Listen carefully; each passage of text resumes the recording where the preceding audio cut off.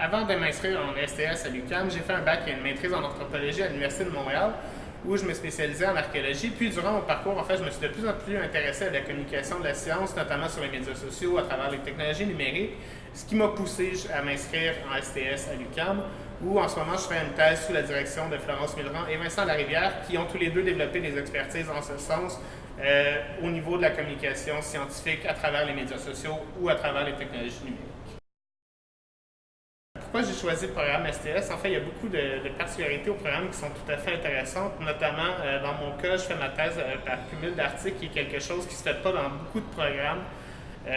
surtout en sciences sociales. Puis, pour moi, c'est un avantage étant donné que ça te permet déjà d'avoir des publications à la fin de ta thèse, puis ça te permet d'avoir une pensée, disons, qui est beaucoup plus synthétique, beaucoup plus concise par rapport au travail de recherche que tu fais.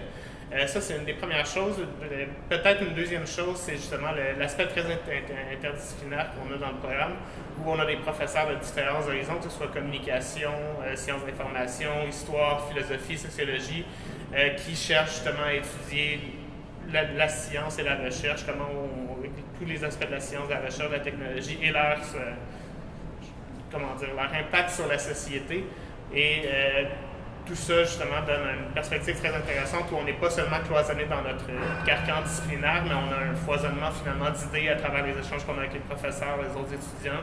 ce qui, selon moi, est un gros avantage du programme. Pour ma thèse, je travaille en fait sur l'utilisation de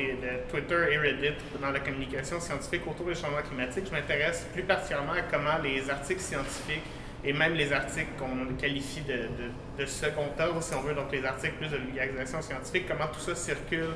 sur Twitter et sur Reddit. Et ce qui m'intéresse vraiment à travers tout ça, c'est de voir comment, en fait, l'utilisation de ces plateformes-là contribue à matérialiser l'engagement envers des enjeux environnementaux comme les changements climatiques. Donc, comment les gens, à travers l'utilisation des médias sociaux, vont se mobiliser, vont avoir un plus grand engagement par rapport justement à la recherche scientifique autour des changements climatiques, puis comment ça va contribuer à peut-être des formes d'action autour de ces enjeux-là.